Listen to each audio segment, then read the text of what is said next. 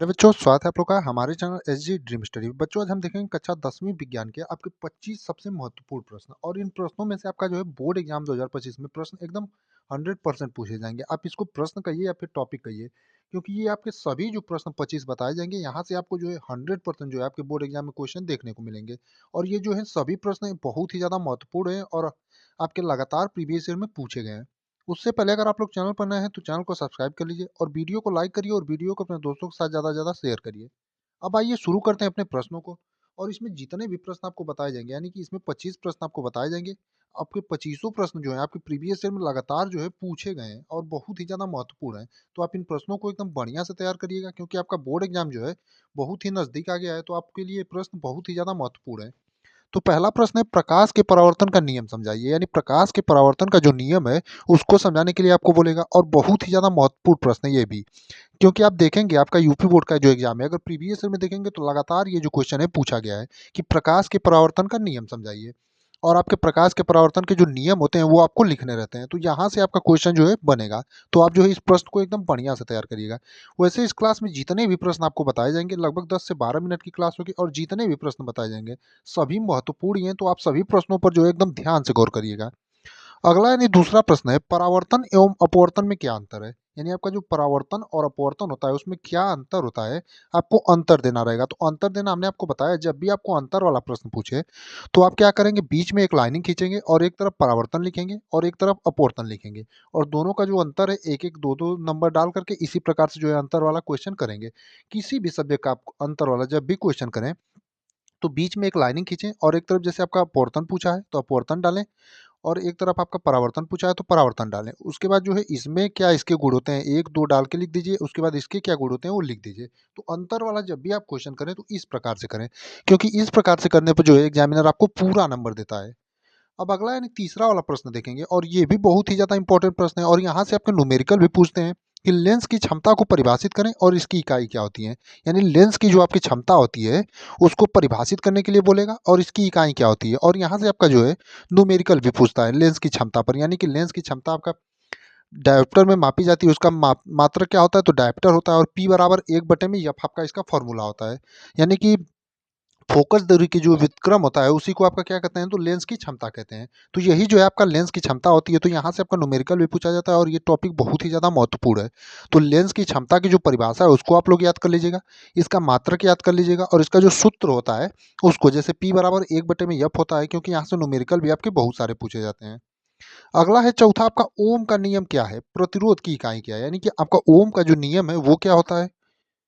तो आप लोग जो है ओम के नियम को जो है, आपका ओम का नियम क्या होता है इसको एकदम बढ़िया से तैयार कर लीजिएगा। और प्रतिरोध की इकाई क्या है, यानी आपका प्रतिरोध की इकाई और मात्रक जो है, इकाई या मात्रक उसको कहिए, दोनों जो है आपका एक ही चीज़ है। तो आप लोग जो है प्रतिरोध का मात्रक जैसे आपका ओम ही होता है, और ओम का नियम आपको जो है इसको एकदम बढ़िया से तैयार कर लेना है, क्योंकि ओम का नियम भी जो आपका वेरी इंपॉर्टेंट प्रश्नों में से एक है, और ये भी जो है आपका लगातार पूछा जाता है।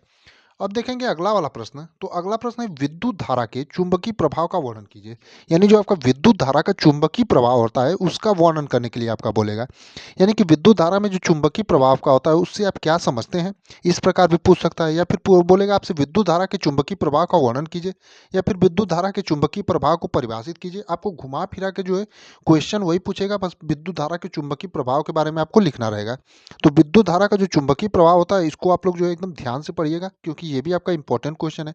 वैसे इस क्लास में जितने भी 25 क्वेश्चन आपको बताए जाएंगे सभी आपके बहुत ही ज़्यादा महत्वपूर्ण प्रश्न हैं। तो सभी प्रश्नों को आप लोग एकदम ध्यान से देखिएगा। अगला है, अपवर्तनांक क्या होता है इसका सूत्र लिखें। यानी आपका अपवर्तनांक जो होता है वो क्या होता है, और इसका सूत्र आपको लिखने के लिए देगा। यानी कि अपवर्तनांक की परिभाषा और इसका सूत्र आपसे पूछेगा। अगला क्वेश्चन देखेंगे कि आवृत्ति क्या होती है और इसकी इकाई क्या है। यानी कि अपवर्तनांक के बाद आवृत्ति, यानी आवृत्ति क्या होती है, आवृत्ति की आपसे परिभाषा पूछेगा। उसके बाद इसकी इकाई क्या होती है, यानी कि इसका मात्रक पूछेगा। तो आप लोग जो है आवृत्ति की परिभाषा एकदम अच्छे से तैयार कर जाइएगा, और इसका इकाई यानी मात्रक जो आपका होता है उसको भी एकदम अच्छे से तैयार कर जाइएगा। अगला क्वेश्चन है, ऊर्जा के संरक्षण के सिद्धांत को समझाइए। यानी ऊर्जा के जो संरक्षण का सिद्धांत होता है उसको समझाने से संबंधित आपसे क्वेश्चन पूछेगा। तो ऊर्जा के संरक्षण का जो आपका सिद्धांत है आपकी किताब में जहां भी दिया होगा इसके बारे में आप लोग जो एकदम बढ़िया से तैयार कर जाइएगा। और इस इतने जितने भी आपको 25 प्रश्न बताए जाएंगे इनमें से बहुत सारे ऐसे प्रश्न हैं जिनका आपको सॉल्यूशन पहले से करा दिया गया है, यानी कि बहुत सारे ऐसे प्रश्न हैं जिनका सॉल्यूशन भी आपको कराया गया है पहले से। और जिस भी प्रश्न के सॉल्यूशन में आपको 1% की भी दिक्कत होगी, आप लोग कमेंट में बताइएगा, आपको जो है उनका भी सॉल्यूशन करा दिया जाएगा। तो आप लोगों को जिस भी प्रश्न में दिक्कत हो तो उसको आप बताइएगा, आपको उनका सॉल्यूशन पुनः दोबारा से भी करा दिया जाएगा। अब देखेंगे अगला प्रश्न कि रासायनिक अभिक्रिया क्या है, उदाहरण सही समझाइए। यानी आपकी जो रासायनिक अभिक्रिया है प्यारे बच्चों, वो क्या होती है उसके बारे में आपको उदाहरण सही समझाना रहेगा। यानी रासायनिक अभिक्रिया के बारे में पूरा उसकी परिभाषा और उसका आपको जो है उदाहरण बताना रहेगा। तो रासायनिक अभिक्रिया में आप जो है पढ़े होंगे तो आपको बहुत सारे उदाहरण पता होंगे, तो आपको सिर्फ परिभाषा याद करने की जरूरत है। तो आप लोग जो है परिभाषा एकदम बढ़िया से तैयार कर लीजिएगा और इसका एक उदाहरण भी। अगला क्वेश्चन है न्यूट्रलाइजेशन अभिक्रिया क्या है, उदाहरण दे। यानी कि न्यूट्रलाइजेशन जो अभिक्रिया होती है वो क्या होती है, उदाहरण सही समझाइए। ऐसे भी देगा या फिर पूछेगा न्यूट्रलाइजेशन अभिक्रिया से क्या अभिप्राय है, उदाहरण सही समझाइए। तो किसी प्रकार से आपसे पूछे क्वेश्चन वही रहेगा, बस आपको लैंग्वेज में थोड़ा मोड़ा घुमा सकता है। तो न्यूट्रलाइजेशन अभिक्रिया जो है इसके बारे में भी जो आप लोग एकदम बढ़िया से पढ़ लीजिएगा। बात करें अपने अगले प्रश्न की, तो अगला है कि अम्ल क्षार एवं लवण में अंतर बताइए। यानी कि अम्ल क्षार और लवण जो होता है इसकी आपको सबसे पहले यहाँ से आपको क्या पढ़ना है, अम्ल की परिभाषा, क्षार की परिभाषा और लवण की परिभाषा। यानी कि तीनों की जो है पहले परिभाषा याद करना है और आपको जो है 2 से 3 तीनों का उदाहरण याद करना है। यानी कि पहले इनकी परिभाषा उसके बाद उदाहरण, उसके बाद जो है यहाँ से आपको तैयार करना है अम्ल एवं क्षार और लवण में जो अंतर होता है, यानी कि तीनों में अंतर। पहले तो परिभाषा तीनों की, उसके बाद उदाहरण, उसके बाद जो है तीनों में अंतर आपको तैयार करना है। अगला जो है धातु एवं अधातु के गुणों की तुलना कीजिए। अब यहाँ से भी सबसे पहले आपको धातु की परिभाषा याद कर लेनी है और धातु की परिभाषा याद कर लेनी है और इनके जो है आपको दो दो उदाहरण जो है 2 से 3 उदाहरण भी याद कर लेने हैं। उसके बाद धातु एवं धातु के गुणों की तुलना कीजिए, यानी कि इनके गुणों की तुलना कीजिए और इनके बीच जो अंतर होते हैं आपकी, उनको आपको तैयार कर लेना है। अगला जो क्वेश्चन है अपचयन और ऑक्सीकरण की परिभाषा दे। यानी कि अपचयन और ऑक्सीकरण जो अभिक्रिया आपकी होती है, यानी अपचयन और ऑक्सीकरण जो होता है इसकी आपको परिभाषा तैयार कर लेना, वो भी उदाहरण के साथ। यानी कि अपचयन और ऑक्सीकरण जो होता है इसको आप लोगों को एकदम अच्छे से तैयार कर लेना। और ये भी आपका वेरी इंपॉर्टेंट प्रश्नों में से एक है, क्योंकि अपचयन और ऑक्सीजन से जो है रिएक्शन दे देगा आपको या फिर डायरेक्ट परिभाषा ही पूछ देता है। अगला है कार्बन के रासायनिक गुणधर्म का वर्णन करें। यानी कार्बन का जो रासायनिक गुणधर्म होता है, यानी कार्बन के कौन कौन से रासायनिक गुणधर्म होते हैं उसका आपको वर्णन करने के लिए देगा। और कार्बन वाले चैप्टर से बहुत ही ज्यादा महत्वपूर्ण प्रश्न है कि कार्बन के रासायनिक गुणधर्म का वर्णन करें। अगला वाला प्रश्न देखेंगे कि एसिड और क्षार के बीच रासायनिक प्रतिक्रियाओं को संतुलित करें। यानी कि आपका एसिड और क्षार का मतलब, यानी कि अम्ल और क्षार के बीच जो रासायनिक प्रतिक्रियाएं होती हैं, आपका अम्ल और क्षार के बीच जो रासायनिक समीकरण होता है उसको संतुलित करने से संबंधित क्वेश्चन पूछेगा। और अम्ल और क्षार से जो ऊपर हमने बता ही दिया था कि इसका जो परिभाषा होता है आपका, इसके जो उदाहरण होते हैं ये आपको तैयार कर लेना है।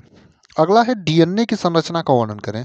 यानी डीएनए की जो डीएनए की जो संरचना होती है, ये जो है आपका 3 नंबर में हमेशा पूछा जाता है कि डीएनए की जो संरचना है उसका वर्णन कीजिए। तो डीएनए की संरचना वाला जो क्वेश्चन है उसको आप लोग जो एकदम बढ़िया से तैयार करिएगा, क्योंकि डीएनए की जो संरचना वाला क्वेश्चन है ये हमेशा पूछा जाता है।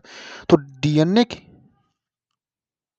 तो डीएनए की संरचना वाला क्वेश्चन जो है आप लोग बढ़िया से तैयार करिएगा। अगला है पादपों में प्रकाश संश्लेषण प्रक्रिया को समझाइए। यानी पादपों में जो प्रकाश संश्लेषण की प्रक्रिया होती है, यानी फोटोसिंथेसिस आपका, ये भी आपका बहुत ही ज़्यादा महत्वपूर्ण प्रश्न है और ये भी जो है आपका बार बार पूछा जाता है। पादपों में जो है प्रकाश संश्लेषण की प्रक्रिया को समझाइए। अगला क्वेश्चन है जनन का क्या महत्व है, इसके प्रकारों को समझाइए। यानी जो आपका जनन होता है उसका महत्व क्या है और इसके प्रकार कौन कौन से होते हैं। जैसे आपके लैंगिक जनन और लैंगिक जनन होते हैं, तो इसके प्रकारों को आपको बताना रहेगा और इसका क्या महत्व है आपको, यानी जनन जो होता है उसका क्या महत्व है उसके बारे में आपको जो बताना रहेगा। और ये आपका बायोलॉजी से है क्वेश्चन और बहुत ही ज़्यादा महत्वपूर्ण प्रश्न है कि जनन का क्या महत्व है, इसके प्रकारों का वर्णन कीजिए। अगला है मानव पाचन तंत्र का वर्णन करें। यानी मानव का जो पाचन तंत्र होता है आपका, उसका वर्णन करना रहेगा। और इसमें जो आपके जो भी फिगर से संबंधित क्वेश्चन आता है, यानी फिगर आपको बनाना रहता है मानव पाचन तंत्र का। और इसमें जो होता है जो विभिन्न भाग होते हैं मानव पाचन तंत्र के, जैसे आमाशय, ग्रास नली, आपका मुखगुहा, सब कुछ होता है, उसके बारे में जो होता है आपको थोड़ा थोड़ा लिखने के लिए आता है। और ये जो है आपका लगभग 5 नंबर में हमेशा पूछा जाता है। वैसे कभी कभी 2 से 3 नंबर में पूछेगा तो फिगर नहीं बनाने को देगा, सिर्फ लिखने को देगा, या फिर दोनों साथ में अगर दे तो आपका जो है 5 नंबर में पूछा जाता है। तो इसको जो है आप लोग पूरा तैयार करिएगा एकदम फिगर के साथ ताकि आपकी बोर्ड एग्जाम में जब भी पूछे तो आप जो है पूरा बढ़िया से लिख पाएं और आपका जो है पूरे 5 नंबर मिले। अगला प्रश्न है मानव हृदय की संरचना और कार्य का वर्णन करें। यानी मानव हृदय की जो संरचना होती है उसका और उसका जो कार्य होता है उसका वर्णन करने से संबंधित आपसे प्रश्न पूछेगा। यानी कि मानव हृदय से आपका संरचना और उसका कार्य, और ये भी बहुत ही ज़्यादा महत्वपूर्ण प्रश्न है। मानव हृदय की संरचना और कार्य का वर्णन वाला आपका जो है हमेशा पूछा जाता है, और ये भी जो है आपका पूछेगा तो 5 नंबर में ही पूछता है, और बहुत बार जो है आपके बोर्ड एग्जाम में रिपीटेड रहा है। तो आप लोग जो है इसको भी एकदम बढ़िया से तैयार करिएगा। मानव पाचन तंत्र वाला और मानव हृदय की संरचना और कार्य का वर्णन करें, ये जो दोनों क्वेश्चन है इनको जो है आप लोग विशेष गौर करिएगा बायोलॉजी में, क्योंकि ये जो दोनों क्वेश्चन आपके लॉन्ग यानी कि दीर्घ उत्तरीय प्रश्न में हमेशा पूछे जाते हैं। अगला है अनुवांशिकी क्या है, मेंडल के नियमों को समझाएं। यानी अनुवांशिकी जो है उसकी परिभाषा आपसे पूछेगा कि अनुवांशिकी आपका होता क्या है। उसके बाद आपको मेंडल के जो नियम होते हैं, यानी कि अनुवांशिकी में जो आपके मेंडल के नियम दिया है उसके बारे में आपको पढ़ना है। तो अनुवांशिकी की सबसे पहले आप लोग परिभाषा तैयार कर लीजिएगा, उसके बाद मेंडल के नियमों को समझाएं। यानी जो मेंडल के जो 3 नियम है आपको जितने भी याद हो जाएं, आप तीनों नियमों को प्रयास करिएगा कि तीनों को जो है अच्छे से तैयार कर जाएं। अगला है जल संरक्षण के उपाय क्या हैं, उदाहरण देकर समझाएं। यानी जल जो संरक्षण यानी जल का जो संरक्षण यानी संरक्षण यानी बचाव किया जाता है उसके उपाय क्या है, यानी कैसे बचाया जा सकता है, उदाहरण देकर समझाएं। यानी अपने तरीके से आप उदाहरण देकर बता सकते हैं कि जल का जो है संरक्षण कैसे किया जा सकता है। अगला है पर्यावरण प्रदूषण के प्रकार एवं उनके प्रकारों को प्रभाव को बताइए। यानी पर्यावरण प्रदूषण जो होता है उसके प्रकार, यानी पर्यावरण प्रदूषण के कौन कौन से प्रकार हैं उनको बताइए, और पर्यावरण प्रदूषण के जो प्रभाव हैं, यानी कि पर्यावरण पर क्या प्रभाव पड़ रहा है जो प्रदूषण है उसके बारे में आपको जो है पूछेगा। अगला क्वेश्चन है जैव विविधता का क्या महत्व है। यानी जैव विविधता जो है उसका क्या महत्व होता है उसके बारे में। तो ये भी जो आपका प्रश्न है जैव विविधता का क्या महत्व है, बहुत ही ज़्यादा महत्वपूर्ण प्रश्न है। तो इसे भी जो है आप लोग बढ़िया से तैयार करिएगा। अगला और अंतिम प्रश्न, बाकी 25 प्रश्न इस क्लास में आपको बताए जाने थे, और 25 प्रश्न में से जो है आपके अच्छे खासे जो प्रश्न है आपके बोर्ड एग्जाम में पूछे जाएंगे। तो ग्लोबल वार्मिंग क्या है, इसके कारण तथा परिणाम बताइए। यानी ग्लोबल वार्मिंग जो है वो क्या है और इसके कारण जो है और तथा परिणाम बताइए। यानी इसके कारण कौन कौन से हैं ग्लोबल वार्मिंग होने के कारण, और इसके परिणाम क्या है, यानी कि ग्लोबल वार्मिंग के परिणाम क्या है, यानी कि क्या इससे फायदे हैं और क्या हानियां हैं, इसके बारे में जो है आपको बताना रहेगा। तो ये 25 प्रश्न जो हैं आपको बताए गए हैं, इसको आप लोग जो एकदम बढ़िया से तैयार करिएगा, और इसमें से बहुत सारे ऐसे प्रश्न हैं जिनका सॉल्यूशन भी आपको पहले से बता दिया गया है। यानी कि जिस भी प्रश्न का सॉल्यूशन नहीं बताया गया है उसे आप लोग कमेंट में बताइएगा, उसका भी सॉल्यूशन आपको करा दिया जाएगा। बाकी आप लोग इन 25 प्रश्नों को एकदम बढ़िया से तैयार करिएगा, क्योंकि यहाँ से प्रश्न आपके बोर्ड एग्जाम 2025 में एकदम 100% बनेंगे।